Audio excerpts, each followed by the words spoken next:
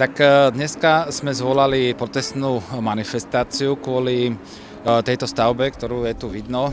Táto stavba bola postavená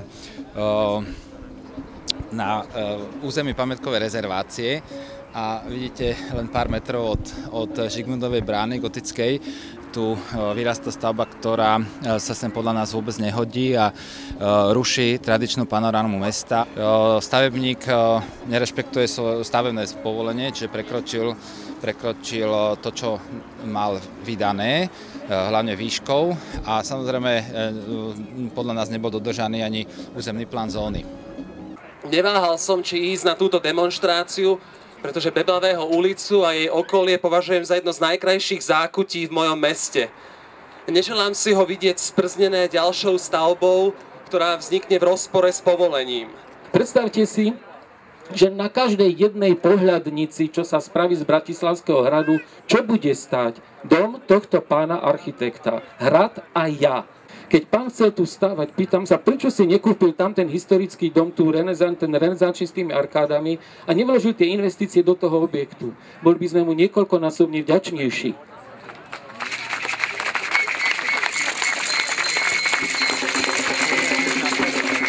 Pýtam sa, prečo ten pán túžil v historickom jadre postaviť si dom, keď nemal k nemu vzťah. Ako je to možné, že človek, ktorý necíti s tými objektami, chce tu demonštrovať svoju moc, silu a postavenie a konexie? No, ďakujem pekne.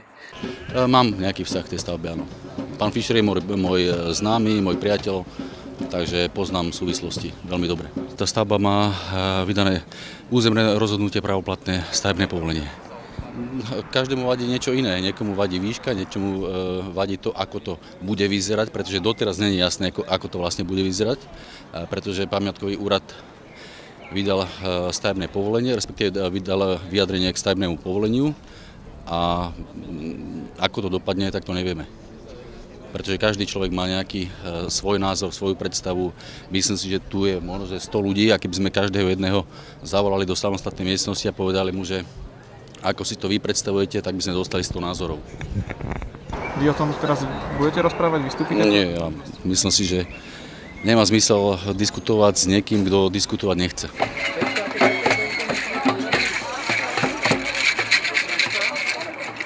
Tento dnešný protest je začiatkom takého hnutia, čo iné skupiny naznačujú alebo volajú pohotovosťou štrajkovou. My odteraz začíname protestnú pohotovosť. Budeme stále v strehu, budeme sledovať, čo sa tuto okolo nás deje. No teda dúfame, že stavebný úrad Starého Mesta v konaní o dodatočnej zmene stavby pred dokončením určí odstrániť minimálne tie metre výšky tejto stavby, ktoré sú v rozpore so stavebným povolením.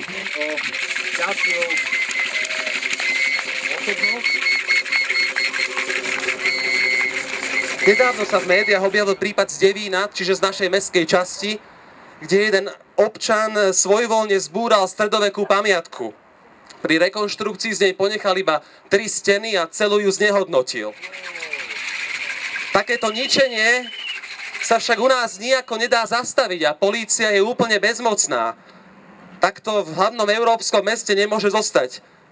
Tu nejde o to, kto je pravý prešpurák alebo kto je CPčkar. Tu ide o to, aby v meste, v ktorom žijeme a ktoré máme radi, konečne vládla spravodlivosť a nie klany s konexiami a miliónmi na úplatky. Už som o tom diskutoval na minulých zastupiteľstvách a primátor sa naozaj chopil iniciatívy a celý ten stavebný postup sa prehodnocuje. Samozrejme, že vlastník má istú ochranu, ktorá mu patrí. Na druhej strane my musíme dbať o to, aby sa dalo zachrániť, čo sa ešte zachrániť dá. Z vášho pohľadu máte pocit, že sú ľudia aktívnejší v poslednej dobe voči takýmto?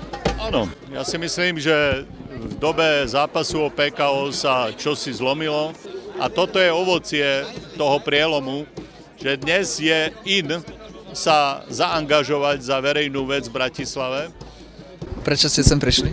Prišla som sem, lebo nesúhlasím s tým, ako sa v Bratislave stavia.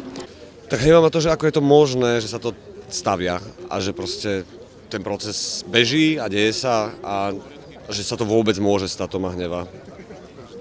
No videl som tú vizualizáciu a je to fakt hrozné. Či to je pravda, to neviem, ale aj celkovo už ten skelet vyzerá naozaj zle.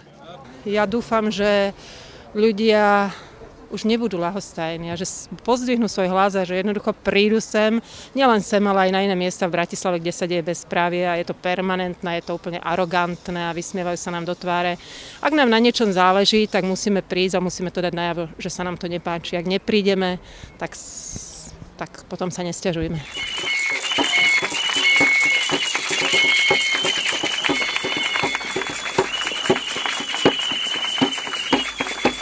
Na tomto mieste vás chcem varovať aj pred tým, čo sa chystá nedaleko, rovno tu pod nami, na bývalom Cukrmandli, kde sa už schvaľuje ďalší monštruózny projekt. Som rád, že tu vidím toľko ľudí, ktorí majú radi Bratislavu. Nezabúdajme, že kvalitu nadobudne iba taký mestský priestor, ktorý jeho obyvatelia príjmú za svoj. Ďakujem vám za pozornosť.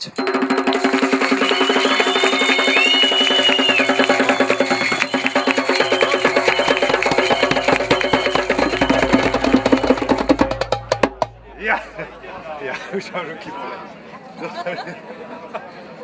Wow.